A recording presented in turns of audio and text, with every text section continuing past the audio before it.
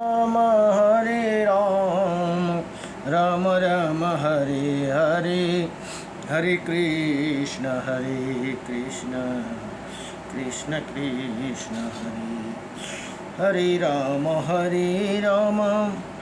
राम राम हरे हरे ओम स्वस्ति श्री गणेशाय नमः। ओम श्री सरस्वती नमः। ओम श्री वेदपुरुषाय नमः। ओम श्री मातृ पितृचरण कमलेभ्यो नमः। ओम श्री गुरुचरण कमलेभ्यो नमः। ओम समस्त कुलदेवता चरण कमलेभ्यो नमः। ओम समस्त पितृदेवता चरण कमलेभ्यो नमः।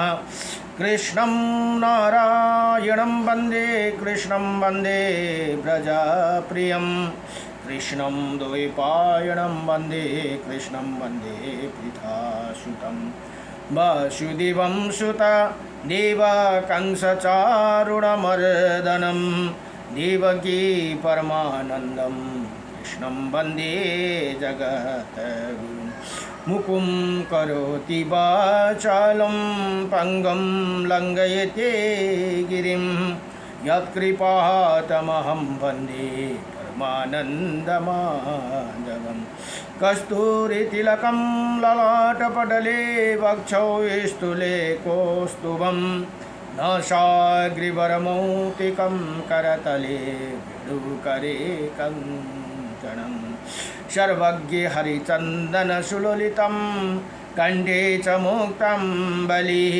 गोपास्त्री परिवेष्टितो विजयते गोपालचूडामणि वंशी विभूषितकर्णं नवनीरदाभातः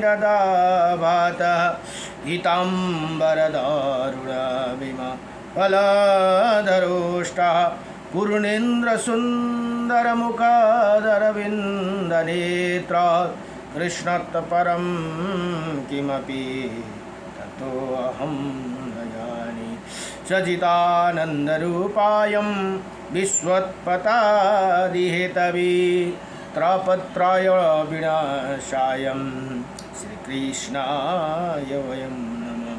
ओम कृष्णाय वासुदेवाय हरे परमात्मने प्रणतक्लेशनाशाय गोविन्दाय नमो नमः।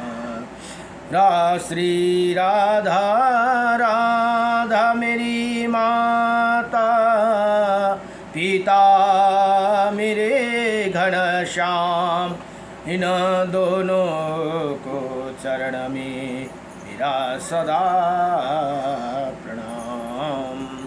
इन दोनों की चरणों में मेरा सदा प्रणाम। जय जय राधा रमण हरि जय जय नवाला किशोर जय जय गोपी चितचोर प्रभु जय जय माखन चोर। जन्म जन्म दीजियो मोहे श्री चरण को बात जन्म जन्म दीजियो मोहे श्री वृंदावन को बात। नारायणं नमस्कृतं नरं चैव नरोत्तमं देवीं सरस्वतीं व्यासं ततो जयमुदीरये। हरे ओम श्री परमात्मने नमः। गुरुर्ब्रह्मा गुरुर्विष्णु गुरुर्देव महेश्वर गुरुर्साक्षात् परं ब्रह्म तस्मै श्री गुरुदेव नमः। हरि ओम अखण्डमण्डलकाकं व्याप्तयनं चराचरं तत्पदं दर्शितं मीनं तस्मै श्री गुरवे नमः।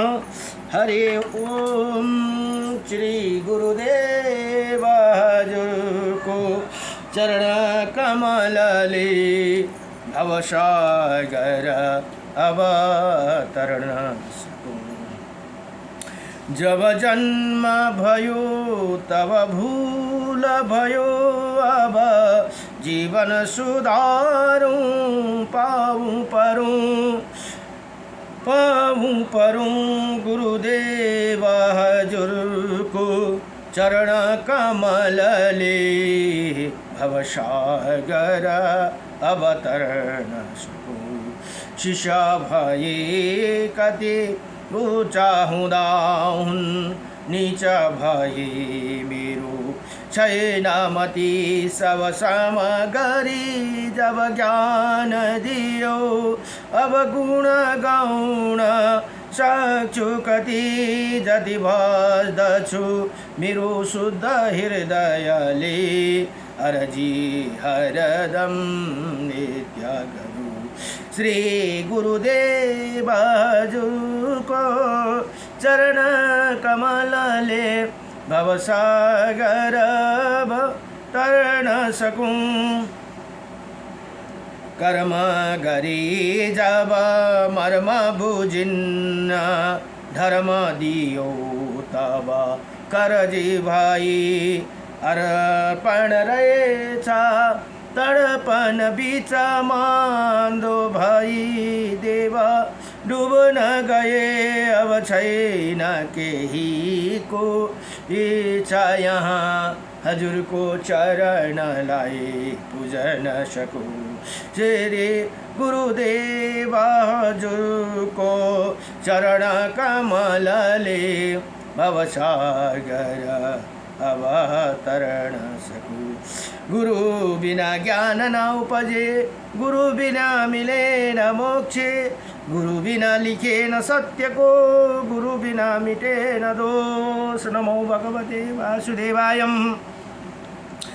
हरे ओम व्रजे भजे ब्रजे कमंडनम समस्त पाप खंडनम सुभक्ति चित्तरंजनम सदेव नंदनंदनम सुपिच्छगुच्छमस्तकं सणादुदेवनुहस्तकम् अनरङ्गरङ्गसागरं नमामि कृष्णनागरं गजेन्द्रमोक्षकारिणं स्मेतलोकधारिणं महेन्द्रमानदारणं नमामि कृष्णवारणं भजे व्रजे कमण्डनं समस्तपापखण्डनं कदम्बपुष्पकुण्डलं सुचारुगण्डमण्डलं व्रजनैकवल्लभं नमामि कृष्णदुर्लभं मनोजगर्भमोचनं विशालपद्मलोचनं सुपित्रवस्त्रशोभनं नमामि बालचन्दनं व्रजे भजे कमण्डनं समस्तपापखण्डनं यशोदशमोदक्षगोपा कृपानिधानं उलूखले समायुक्तं नमामि लोकसततं गुणंकारं शुगाकारं कृपाकारं शुभाकारं सुरासुदासुदासुदायकं नमामि प्रेमनायकं समस्तदोषशोषणं समस्तभक्ततोषणं समस्तदासमासनं नमामि कृष्णलासनं दगन्तकान्तसायकं निकामकामदायकं समस्तगोपनायकं नमामि वेणुनायकं भजे व्रजे कमण्डनं समस्तपापखण्डनं सुभक्तिचित्तरञ्जनं सदेव नन्दनन्दनं ओम श्रीमन्नारायणं नारायणं भजमन्नारायणं नारायणं बद्रीनारायणं नारायणं नारायणं लक्ष्मीनारायणं नारायणं मुक्तिनारायणं नारायणं मत्स्यनारायणं नारायणं कूर्मनारायणं नारायणं वरनारायणं नारायणं नरसिंहनारायणं नारायणं वामननारायणं नारायणं परशुरामनारायणं नारायणं श्रीरामनारायणं नारायणं श्रीकृष्णनारायणं नारायणं श्रीबुद्धनारायणं नारायणं श्रीकल्किनारायणं नारायणं परं ब्रह्म नारायणं परं तप नारायणं परं देव सर्वनारायणं सदा रामाय रामभद्राय श्रीरामचन्द्राय वेदसी श्रीरघुनाथाय नाथाय सीताय पतये नमः जय जय श्री लक्ष्मीनारायण भगवान को जय जय सीतारामचंद्र भगवान को जय जय लक्ष्मीनारायण भगवान को जय जय राधारमण भगवान को जय जय उमापति शंकर भगवान को आएका छौं इस जगतमा सबले लिनुहोस् हरि का नाम मोदास युगनाथ को स्वमाराधे राधे श्याम। हरे ओम नमो भगवते वासुदेवाय। र अहिले श्री वराह पुराण अध्ययन हुँदैछन् र वराह पुराणमा जम्मा 10,000 श्लोक छन् भने 182 अध्याय भनेर बताइएको छ। अब हिजोमा यहाँ मत्स्य द्वादशी व्रतका विधान तथा फलका कथन भनेर बताउनुहुन्छ। अब यहाँ भन्नुहुन्छ सत्य तपाने कहाँ भगवान आप ब्रह्म ज्ञानियों में शिरोमणि है भनेर यहाँ दुर्वासा ऋषिलाई बताउनु हुँदैछ है। आप जो आपने दो शरीर की बात कही, ये शरीर भेद कैसे आप ये मुझे बतलाने की कृपा कीजिए भनेर यहाँ बताउनु भयो। अब दुर्वासा जी भन्नुहुन्छ दो ही नहीं किंतु शरीर का 3 भेद है। के हो? 3 भेद छन् अरे शरीर को। ऐसे कहना चाहिए प्राणियों को ये शरीर इसीलिए मिलते हैं कि उनके पाकर वो पूर्वकृत भोग भोगे। हामीले पूर्व जन्ममा कस्तो काम गर्यौं, कस्तो कर्म गर्यौं त्यो भोग्न पर्दछन् अरे। तुम्हारी पूर्व की अवस्था भले ही पापपूर्ण थी। अब यहाँ कथा आउँदैछ है, किनभने ऊ पूर्वमा एउटा पापी व्याधा थे ती यी सत्यतापा ऋषि। यहाँ भन्नुहुन्छ अब थी क्योंकि उसी समय तुमने ज्ञान का नितान अभाव था। त्यो समयमा तँलाई ज्ञान थिएन, त्यही कारण तैँले पाप काम गरिस् भनेर यहाँ बताउनुहुन्छ दुर्वासा मुनि। पर वही तुम अब उत्तम व्रत का पालन करने के कारण दूसरी अवस्था में आ गए हो भनेर यहाँ अर्को जन्म भयो तेरो। अब ऐसे समझना चाहिए हे ब्रह्मवेता विद्वानों बताया है कि एक तीसरे भी शरीर है जो इंद्रियों को अपना बस में नहीं बना सकती। अर्को शरीर हुन्छ रे, एउटा आसक्ति वाला हुन्छ नि, जो इन्द्रियलाई बसमा गर्नु सक्दैन, त्यो पनि एउटा शरीर हो। अब तथा जो धर्म और अधर्म को भोग के लिए मिलता है भनेर यहाँ बताउनु भयो। इसी प्रकार इसके 3 भेद है, धर्म एवं अधर्म के भोग तथा सांसारिक पदार्थों के भोग का साधन होने से भी शरीर का 3 भेद सिद्धि होते हैं भनेर यहाँ दुर्वासा मुनि बताउनुहुन्छ। पूर्व समय में तुम्हारे द्वारा जो प्राणियों का वध हुआ करता था उसे वैसे तुम्हारा संस्कार भी था बन गए थे भनेर यहाँ बताउनुहुन्छ। र हामीले कस्तो संस्कारबाट हामी आउँछौँ त्यस्तै हाम्रो हुन्छ भन्ने यहाँ बताउनुहुन्छ। इसीलिए तुम्हें पापमय शरीर वाले कहा जाता था। अब त्यो व्याधालाई त शिकारीलाई त कसले धर्मी भन्छ र पापी नै भनेर बोलाउँछ। लोग तुम्हें पापी कहते थे भनेर यहाँ बताउनु। किंतु अब निरंतर तप और दया करने के कारण तुम्हारा प्रवृत्त परम पवित्र बन गया। हेर्नुहोस्, पापी पनि भगवानको शरणमा गयो, भगवानको शरणमा गएर भगवानको लाई स्मरण गरेर तप गर्यो, तपस्या गर्यो भने त्यो पनि सम्भव छ है। त्यो पनि एक दिन बडो धार्मिक। अब यहाँ हेर्नुहोस् त, अहिले त यी सत्यतापा ऋषि त बडो विद्वान ऋषि हुनुभयो, त्यही शिकारी थे जुन चाहिँ बन गए थे। इसलिए तुम्हें पापमय शरीर वाले कहा जाता था। लोग तुम पापी कहते थे, किंतु अब निरंतर तप और दया करने के कारण तुम्हारी प्रवृत्ति परम पवित्र बन गई भनेर यहाँ भन्नुहुन्छ। हे इसी समय तुम्हें ये धर्ममय दूसरा शरीर सुलभ हो गया। हे इसी शरीर में वेदों और पुराणों की जानकारी प्राप्त करने की तुम पूर्ण अधिकारी हो भनेर यहाँ बताउनु भयो। इसमें कोई संदेह स्वयं नहीं है। जैसे जब तक बालक की अवस्था 8 वर्ष की रहती है तब तक उसकी मानसिक वृत्ति में कुछ और भाव भरे रहते हैं। वही जब 8 वर्ष की सीमा पार कर जाता है तो उसकी चेष्टा दूसरी ही बन जाती है भनेर यहाँ बताउनु भयो। अब ब्रह्मा का विवेचना करने वाला महापुरुष ने बताया है कि इसी प्रकार एक शरीर अवस्था के भेद से 3 भेद वाला कहा गया है भनेर यहाँ बताउनु भयो। भेद केवल नाम से ही, जैसे मिट्टी और घड़ा, इन वर्णों के क्रम से कर्मकाण्ड भी 4 भेद बतलाए गए हैं भनेर यहाँ बताउनुहुन्छ। अब सत्यपा मुनि सोध्नुहुन्छ, हे मुनि बिरा मुनिवर जी, आपने जिन परम ब्रह्मा परमात्मा की बात कही उसके रूप को मैं तो महात्म्य एवं योगी पुरुष भी जानने की असमर्थ है, क्योंकि उन प्रभु में नाम गोत्र और आकार अभाव है। जब उन परम ब्रह्मा परमात्मा की कोई संज्ञा ही नहीं तो जाने भी कैसे जा सकते हैं भनेर यहाँ बताउनु भयो। हे गुरु, आप उनकी कोई ऐसे संज्ञा बताने की कृपा करे भनेर ती सत्य तपाने अब भन्नुहुन्छ। दुर्वासा मुनिलाई सोध्नुहुन्छ, जैसे मैं उन्हें जान सकूं जिनका नाम वेदों एवं शास्त्रों में पढ़ा जाता है, क्योंकि वही तो ये परम ब्रह्मा परमात्मा नहीं है भनेर यहाँ बताउनु भयो। उन्हें तो वेदों में पुरुष, पुंडरीकाक्ष तथा स्वयं भगवान नारायण एवं श्रीहरि कहा गया है। ये मुनिवर, उन्हें पाने की साधन अनेकों प्रकार का यज्ञ तथा उचित प्रचुर दान हे वो भगवान इन उपयुक्त साधनों तथा श्रद्धा भक्ति एवं तप द्वारा प्राप्त होते हैं भनेर यहाँ बताउनु भयो। अथवा भगवान प्रचुर संपत्ति विषय तथा बहुत से अन्य श्रेष्ठ सत्कर्मों प्रभाव से वेदों का पराक्रमी विद्वान तथा पुण्यात्मा पुरुष उन्हें पा सकते हैं।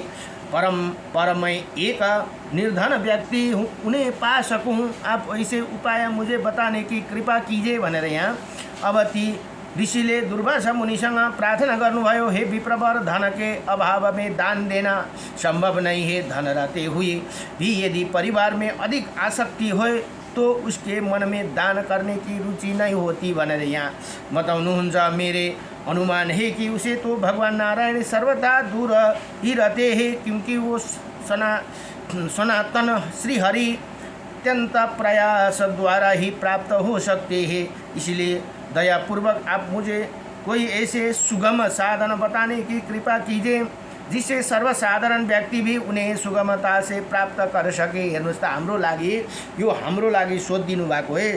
सत्य तपाने दुर्वासा मुनिसँग यस्तो राम्रो प्रसङ्ग गर्नुभयो। अब हे दुर्वासा मुनि भन्नुहुन्छ, हे साधु, मैं तुम्हें एक अत्यंत गोपनीय व्रत बताता हूँ। भगवान नारायण इसके प्रवर्तक हैं। पूर्व समय में जब पृथ्वी पाताल में डूबी या धसी जा रही थी तो उसे इसी व्रत को किया था। उसी समय जल के बहुत बढ़ जाने से पृथ्वी पार्थिव अंश प्राय जल द्वारा नष्ट कर दिया गया था। इसी प्रकार जब सर्वत्र जल ही जल हो गया तो पृथ्वी रसताल में चली गई।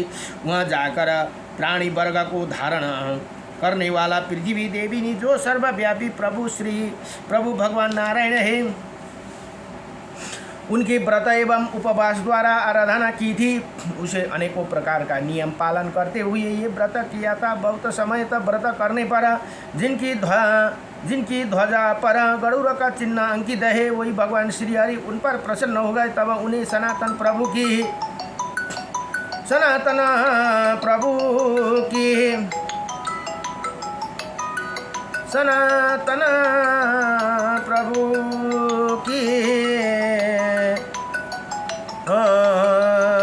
करने पर जिनके ध्वजा पर गरुड़ चित्र अंकित हो, भगवान श्रीहरि उन पर प्रसन्न हो। तब उन्हें सनातन प्रभु की कृपा फल स्वरूप ये पृथ्वी पाताल से ऊपर ला गई और समतल रूप में सुशोभित हो गई भनेर यहाँ बताउनुहुन्छ।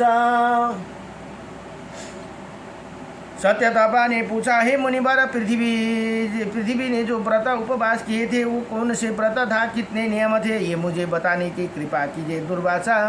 दुर्वासा जी कहते हैं, जब मार्गशीर्ष महीना की दशमी तिथि आ जाए तो बुद्धिमान पुरुष नियम पूर्वक रहकर भगवान श्रीहरि की पूजा करे। उसी समय विधि पूर्वक हवन कार्य संपन्न करना चाहिए तथा पवित्र वस्त्र धारण करना चाहिए। प्रसन्न मन से रहकर प्रति पुरुष भली भांति सिद्धि किया हुआ ये आदि हव्यान्न भोजन करे। फिर कम से कम 5 पग दूर जाकर अपने पैर धोई पुनः प्राप्त काल उठकर शौच के बाद 8 उंगलियों लंबी दतियों से मुख शुद्धि करना चाहिए। दंत धावना काष्ठ किसी दूध वाले वृक्ष होना आवश्यक है। इसीलिए इसके बाद विधि पूर्वक आचमन करना चाहिए। शरीर 9 द्वार, उन सभी द्वारों को स्पर्श कर भगवान जनार्दन का ध्यान करे। अब ध्यान प्रकार भगवान श्रीहरि सर्वत्र विराजमान, उनका भुजाओं शंकर चक्र गदा एवं पद्म सुशोभित हो रही। ये पीताम्बर धारण किए ये तथा उनके मुँह पर मंद मुस्कान विराजित है। वे सभी शुभ लक्षणों से सुशोभित है। इसी प्रकार उन्हें ध्यान कर पुनः भगवान जनार्दन को स्मरण करते हुए हाथों में जल ले और उन्हें प्रभु के लिए एक अंजलि अर्घ दे। हे महामुनि, अर्घ देते समय निम्नलिखित मंत्र पढ़ना चाहिए। कमल के समान नेत्र शोभा पाने वाला भगवान अच्युत, आज एकादशी तिथि है, अतः मैं निराहार रहकर दूसरे दिन भोजन करूंगा। आप ये मेरे शरण में है। इसी प्रकार कहकर दिनों में नियम पूर्वक उपवास करके रात्रि के समय देवादि देव भगवान श्री नारायण के समीप बैठकर ओम नमो नारायण ऐसी मंत्र का जप करे। प्राय एक शस्त्र भनेको 1000 खेप जप करा व्रती को सो जाना चाहिए। हेर्नुहोस् है, एकादशी व्रत लिएको बेलुका चाहिँ 1000 कमसेकम जप्नुपर्ने रहेछ। प्राप्त काल होने पर व्रती पुरुष समुद्राधिक जाने वाली नदी अथवा दूसरी भी किसी नदी या तालाब पर जाकर अथवा घर पर सम्यक पूर्वक रहकर हाथों में पवित्र मिट्टी लेकर ये मंत्र पढ़े। देवी समस्त प्राणियों की धारण और पोषण सदा तुम पर ही अवलंबित है। हे सुब्रते, यदि ये सत्य है तो इसके फलस्वरूप मेरे संपूर्ण पापों को तो आप दूर करने की कृपा करे। हे काश्यप, पता नहीं पूरे ब्रह्मांड के भीतर रहने वाला जितने तीर्थ है वो सभी तुमने स्पष्ट है, उन्हें सबको तुम्हें ही अपने पीठ पर स्थान दिया है। भगवती पृथ्वी इसी भाव से भरकर तुम्हें ये मुक्ति का मृत्यु का ले आज अपने ऊपर धारण करता हूँ। फिर जल के देवता वरुण से प्रार्थना करे। हे महाभाग वरुणा आपसे सभी रस सदा स्थान पाए, उन्हें इसी मृतिका को गिला करके मुझे यथाशीघ्र पवित्र करने की कृपा करे भनेर यहाँ बताउनुहुन्छ। बुद्धिमान पुरुष इसी प्रकार विधान संपन्न कर मिट्टी और जल हाथ में ले अपने सिर पर आने लेपन करे, साथ ही शेष बची हुई मृतिका के 3 बार समस्त अंगों के लगाए। फिर उपयुक्त वरुण मंत्र पढ़कर विधि पूर्वक स्नान करे। स्नान करने पश्चात संध्या तर्पण आदि नित्य नियम संपन्न कर देवालय में जाए, वहाँ लक्ष्मी सहित भगवान नारायण की षष्ठोपचार की विधि से सर्वांग पूजा करे। पूजा प्रकार यही है। भगवान केशव को नमस्कार इसे कहकर भगवान दोनों चरण की पूजा करे। दामोदर को नमस्कार कहकर इसे कटिभाग का पूजा करे। भगवान नरसिंह को नमस्कार इसे कहकर उनके दोनों उरुओं का तथा श्रीवत्स का चिन्ह धारण करने वाला प्रभु को नमस्कार कर उसी वक्ष स्थल की पूजा करना चाहिए। कौस्तुभ मणिधारी भगवान को नमस्कार कहकर उनके कमर की पूजा करे तथा लक्ष्मीपति को नमस्कार कहकर उन्हें हृदय का देश की पूजा करे। तीनों लोक पर विजय पाने वाला प्रभु को नमस्कार कहकर उन्हीं दोनों भुजाओं का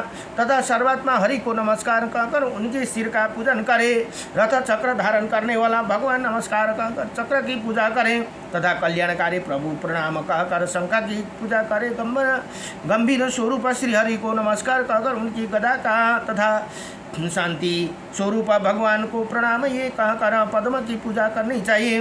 भगवान नारायण संपूर्ण देवताओं के स्वामी, उक्त प्रकार की उसी अर्चना करने पर उपरांत ज्ञानी पुरुष फिर उन्हें सामने जलपूर्ण 4 कलश स्थापित करे। कलश मालाओं से अलंकृत ऊपर तिल से भरे पात्र रखी इसे 4 कलश को 4 समुद्र बनाकर उनके मध्यम भाग में एक मंगल पीठ या चौकी स्थापना करना चाहिए, जिसके मध्य वस्त्र बिछा हो। फिर एक सोने चांदी तांबा अथवा लकड़ी के पात्र में या कुछ न मिल सके तो पला सके पत्ते में ही जल रखकर उस पर सभी अवश्य अंकित तथा आभूषण अलंकृत भगवान जनार्दन मत्स्यकार सुवर्ण प्रतिमा, मत्स्य भनेको माथाको सुनको प्रतिमा बनाएर स्थापित करना चाहिए। उन्हीं भागवत प्राप्ति के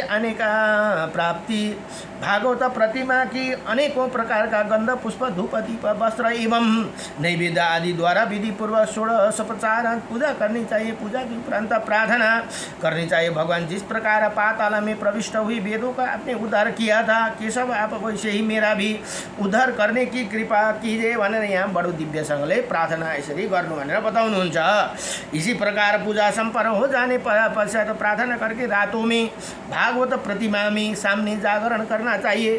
पुनः प्राप्त काल होने पर उपयुक्त स्थान के स्थापित किए हुए 4 कलश 4 ब्राह्मण को अर्पित करे। पूर्व कलश ऋग्वेद ज्ञाता ब्राह्मण को अब पूर्व को कलश ऋग्वेद ऋग्वेद पढेका ब्राह्मणलाई अरे दक्षिण कलश सामवेद भनेको सामवेद पढेका ब्राह्मणलाई यजुर वेद ज्ञाता ब्राह्मण को पश्चिमा कलश देना चाहिए, उत्तर कलश अपनी इच्छा के अनुसार जिस किसी ब्राह्मण को दे सकते। इसी विधि कलश वितरण करने पश्चात इसी प्रकार प्रार्थना करे, पूर्व की ओर से मेरी ऋग्वेद, दक्षिण की ओर से सामवेद, पश्चिम की ओर से यजुर्वेद तथा उत्तर की ओर से अथर्ववेद।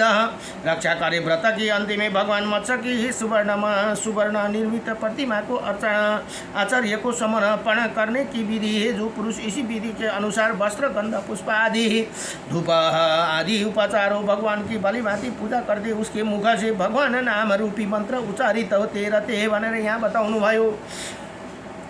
उन मंत्रों का गुणाणों पूर्वी अभिप्राय भी अवगत होते रहते, इसी जिसे दान का विधान भी संपन्न कर दिया है। ये करोड़ों गुना अधिक फल मिलता है। साथ ही जिसे गुरु को अर्पण तो कर दिया, परंतु आसक्ति एवं मोह के वश हो जाने से उसके मन में अश्रद्धा उत्पन्न हो गई तो ऐसे व्रती पुरुष फल में न्यूनतम भी आती है भनेर यहाँ बताउनुहुन्छ। विद्वान लोग कहते हैं कि विधि का प्रकार विविध प्रकार का बताने वाला सत्य पुरुष ही गुरु के पद का अधिकारी होते हैं।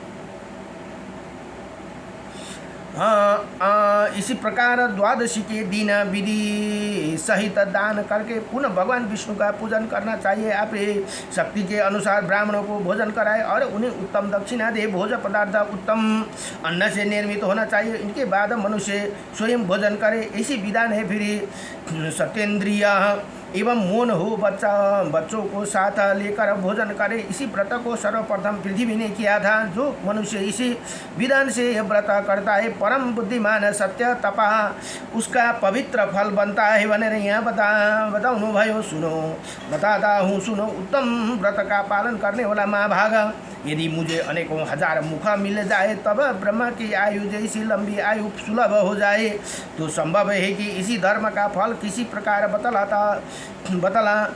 सकूँ। ब्राह्मण फिर भी कुछ परिचय प्राप्त हो जाए, इसी उद्देश्य से कहता हूँ कि सुनो, मैं मुने हैं तो 43 लाख 20,000 वर्षों की एक चतुर्युग होती है। हेर्नुहोस्, चारों युग मिलाएर 43 लाख 20,000 वर्ष की एक चतुर्युग हुन्छ अरे होती है। ऐसे 71 युगों का एक मनमंत्र हुन्छन् भनेर यहाँ बताउनु भयो। एक चतुर्युग र 71 युग को एक मनमंत्र हो। 14 मनमंत्र को ब्रह्मा का एक दिन होते हैं और इतने ही संख्या की रात्रि होती है। इसी प्रकार 30 दिनों का एक मास और 12 महीना का उनका एक वर्ष कह गए। ऐसे 100 वर्ष की ब्रह्मा की आयु मानी गई। इसी से कोई संयम की बात नहीं। जो पुरुष उक्त विधान के अनुसार इसी द्वादशी व्रत को करता है वो ब्रह्मा जी के लोक में पहुंच जाते हैं और वहाँ तब तक रहता है जब तक ब्रह्मा की आयु समाप्त नहीं हो जाती। जब ब्रह्मा अपने शरीर को स्मरण करने लगते हैं तो उसी क्षण उनके विग्रह में वही समा जाते हैं। पुनः ब्रह्मा सृष्टि आरंभ होने पर वो एक महान दिव्य पुरुष होते हैं। तपस्वी अथवा राजा का पद उसे प्राप्त होते हैं। सकाम अथवा निकाम किसी भी भाव से इसी व्रत का अनुष्ठान करता है उसे ये लोक में किए गए कठिन से कठिन जितने भी पाप है वो सभी उसी क्षण नष्ट हो जाते हैं। इसीलिए लोक में जो दरिद्र है अथवा अपने राज्य से च्युत है भनेको राज्यबाट भ्रष्ट भएको छ हो गए वो विधान के साथ इसी व्रत को करने से अवश्य ही राजा बन सकता है। यदि कोई सौभाग्यवती स्त्री है और उसी संतान नहीं होती तो इसी कथित विधान से व्रत करने पर फल स्वरूप वो स्त्री परम धार्मिक पुत्र को प्राप्त कर सकते हैं। हेर्नुहोस् त कस्तो राम्रो कुराहरू शास्त्रले बताइदिएको छ। यदि दूसरों को दूसरे का सम्मान करने वाला किसी व्यक्ति का अगम्य स्त्री के साथ संबंध हो गया हो तो उक्त विधान के अनुसार प्रायश्चित्त रूप में ये व्रत करे तो वो भी उसी पाप से मुक्ति हो सकते हैं जिससे बहुत वर्षों से ब्रह्मा संबंधी क्रिया का त्याग कर दिया है, वही यदि एक बार भी भक्तिपूर्वक इसी व्रत का अनुष्ठान करे तो वो वैदिक संस्कारों से संपन्न हो सकता है। हे महामुने, इसी के विषय में अब अधिक कहने से क्या प्रयोजन, इनकी तुलना करने में अन्य कोई भी व्रत नहीं है। ब्राह्मण अप्रायप वस्तु को प्रायप बनाने की जिसे सामर्थ्य है वो वैसे ही इसी मत्स्य द्वादशी व्रत को निरंतर करे। जैसे समय पृथ्वी पाताल में जलमग्न थी, उसी समय उक्त विधान के अनुसार स्वयं उसने इस व्रत का अनुष्ठान किया था। हे तात, इसी विषय में और कुछ विचार करना आवश्यकता नहीं है। जिसने दीक्षा नहीं ली है और जो नास्तिक है उसे ये विधान बताना अवांछनीय है। जो देवता अथवा ब्राह्मण से द्वेष करता है उसको इसी कभी नहीं सुनाना चाहिए। पापों को तुरंत प्रशमन करने वाला ये व्रत गुरु में श्रद्धा रखने वाला व्यक्ति को बताना चाहिए। जो मनुष्य ये व्रत करता है वो इसी जन्म में धन धान्य और सौभाग्य प्राप्त करता है। उसे अनेकों प्रकार के श्रेष्ठ स्त्रियों प्राप्त होती है। इसी उत्तम प्रसंग द्वादश कल्प कहलाते हैं। जो इसे भक्ति पूर्वक सुनता है अथवा स्वयं पढ़ता है सुनाता है वही संपूर्ण पापों से छूट जाते हैं भनेर यहाँ बताउनु भयो। यति भनेर श्री बरा पुराण को मत्स्य द्वादशी व्रत का महात्म्य का फल का कथन भनेर यहाँ 39 अध्याय संपूर्ण भयो। नमो भगवते वासुदेवाय, कृष्णाय वासुदेवाय, हरे परमात्मने नमः। प्रणत क्लेशनाशाय गोविंदाय नमो नमः। श्री कृष्ण गोविंद हरे मुरारी, हे नाथ नारायण वासुदेव।